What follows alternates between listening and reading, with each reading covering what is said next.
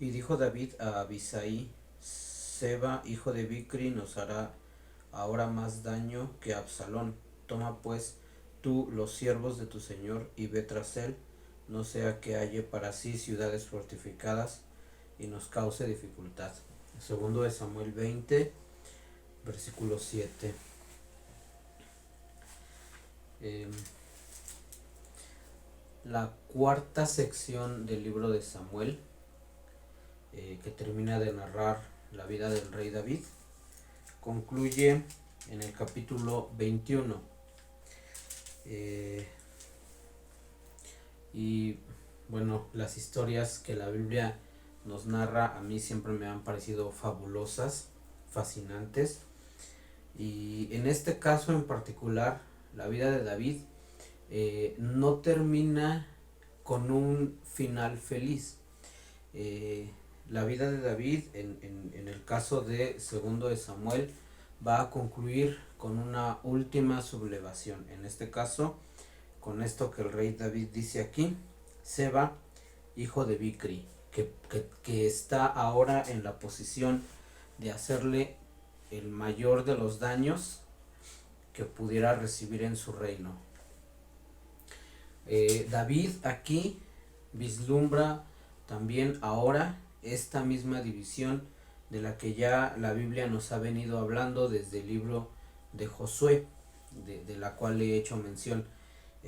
Reitero, en el libro de Josué se nos describe la conquista de la tierra prometida y se nos muestra cómo la tribu de Judá conquista los territorios del sur y cómo se divide el territorio desde el momento mismo de la conquista. Hay un territorio hacia el sur que se conquista primero por una gran coalición y después hay un territorio hacia el norte, y esa división va a prevalecer hasta los días de David y más adelante, como ya he hecho mención.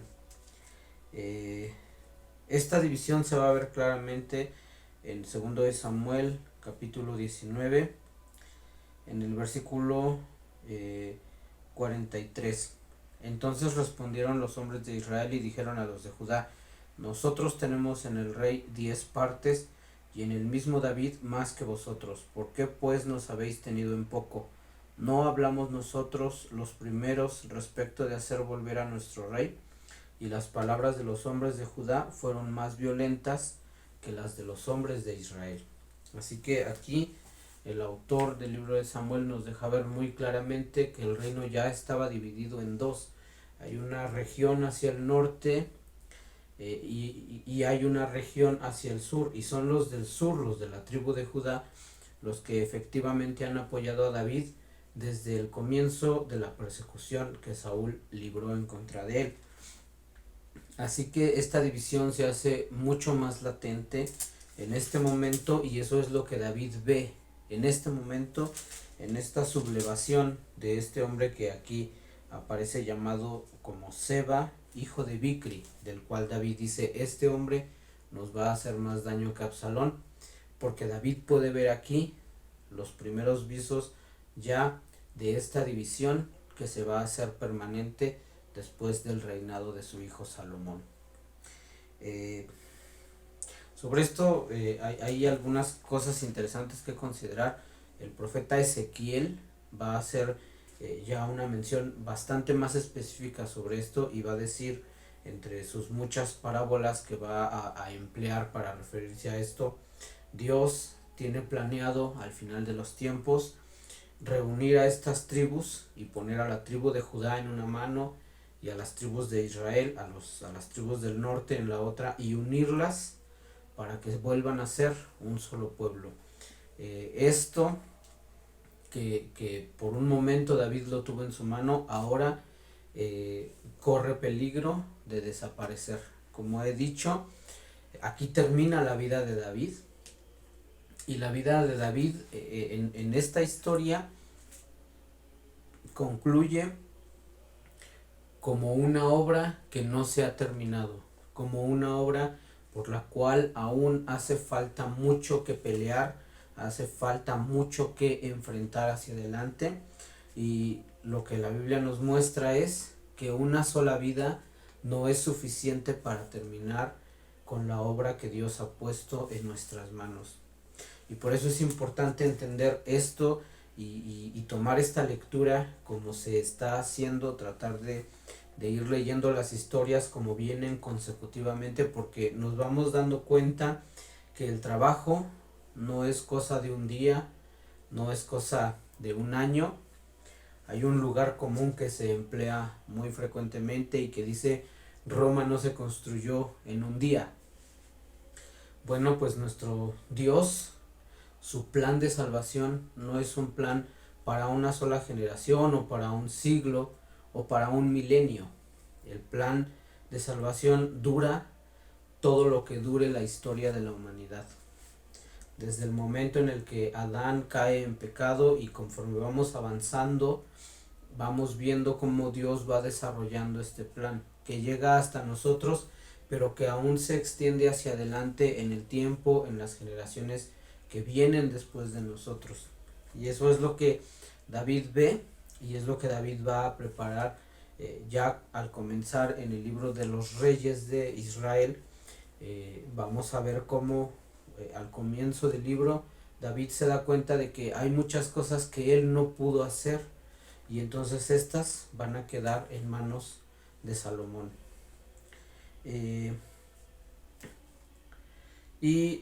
en este gran peligro no solamente está el riesgo que es evidente aquí de Seba, hijo de Bicri, sino aquel otro riesgo del que también yo había hecho mención con respecto a Joab. Joab es un hombre malvado, es un hombre perverso, pero sin embargo es el general del ejército del rey. Joab tiene en sus manos también el poder de hacer un golpe de estado y derrocar al rey David.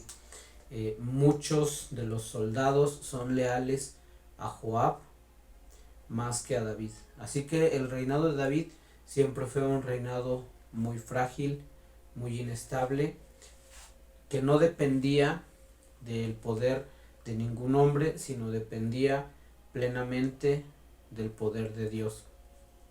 Y eso es importante para comprender por qué el rey David en todos sus salmos, él expresa que ha sido Dios el que le ha sostenido, que ha sido la mano de Dios la que le ha permitido seguir siendo rey, porque al estudiar claramente lo que el libro de Samuel nos enseña sobre el reinado de David, aunque él era un hombre valiente, aunque él era un hombre que tenía un gran liderazgo, también podemos ver que había muchos hombres, muchos otros, que tenían al parecer más influencia, más poder, e incluso en el caso de Joab tenía la lealtad del ejército del rey.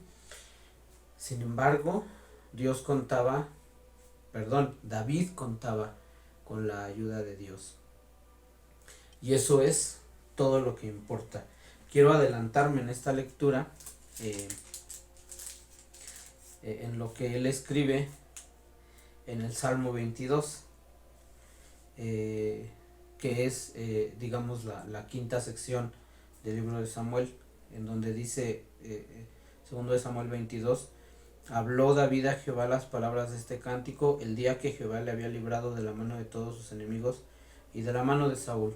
Dijo: Jehová es mi roca y mi fortaleza, mi libertador, Dios mío, fortaleza mía, en él confiaré, mi escudo y el fuerte de mi salvación, mi alto refugio, Salvador mío, de violencia me libraste.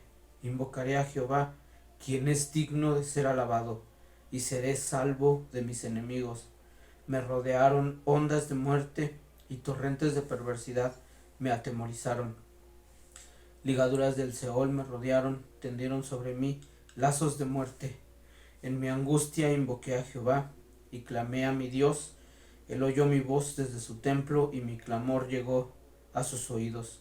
La tierra fue conmovida y tembló, y se conmovieron los cimientos de los cielos. Se estremecieron porque se indignó él. Humo subió de su nariz y de su boca fuego consumidor. carbones fueron por él encendidos, e inclinó los cielos, y descendió, y había tinieblas debajo de sus pies, y cabalgó sobre un querubín y voló sobre las alas del viento, puso tinieblas por su escondedero alrededor de sí, oscuridad de aguas y densas nubes. Por el resplandor de su presencia se encendieron carbones ardientes, y tronó desde los cielos Jehová, y el Altísimo dio su voz, envió sus saetas y los dispersó, y lanzó relámpagos y los destruyó. Entonces aparecieron los torrentes de las aguas y quedaron al descubierto los cimientos del mundo, a la reprensión de Jehová por el soplo del aliento de su nariz. Envió desde lo alto y me tomó, me sacó de las muchas aguas, me libró de poderoso enemigo y de los que me aborrecían, aunque eran más fuertes que yo. El salmo es precioso y el rey David expresa muy claramente aquí qué es lo que ocurrió a lo largo de su vida. A lo largo de su vida, él siempre estuvo huyendo, y él no tenía más poder en su mano que la presencia de Dios que venía con él. Y con la presencia de Dios, él contó con un grupo de personas que amaban a Dios y que anhelaban cumplir el propósito de Dios, y que sin embargo, como se vio cuando Saúl comenzó a perseguirlo, muchos de ellos eran sacerdotes, no estaban adiestrados para la guerra. Así que cuando ellos hacen frente al rey, solo pueden poner sus vidas para ser sacrificadas. Y sin embargo, el rey David puede decir con convicción, con la veracidad de su vida, estos versículos que acabo de leer, en donde dicen: Jehová es mi roca, mi fortaleza, mi libertador, Dios mío, fortaleza mía, en él confiaré, mi escudo y el fuerte de mi salvación, mi alto refugio, salvador mío. Y en el versículo 18, me libró de poderoso enemigo y de los que me aborrecían, aunque eran más fuertes que yo.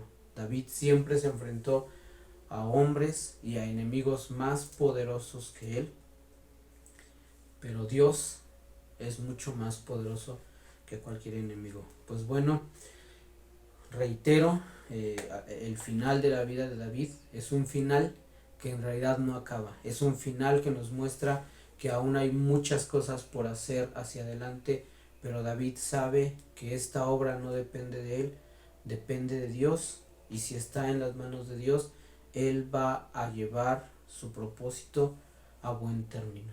Así que esta es nuestra confianza, en él está depositada nuestra confianza, nuestra esperanza. Él va a cumplir su palabra, nosotros podemos descansar en él y confiar en que así va a ser.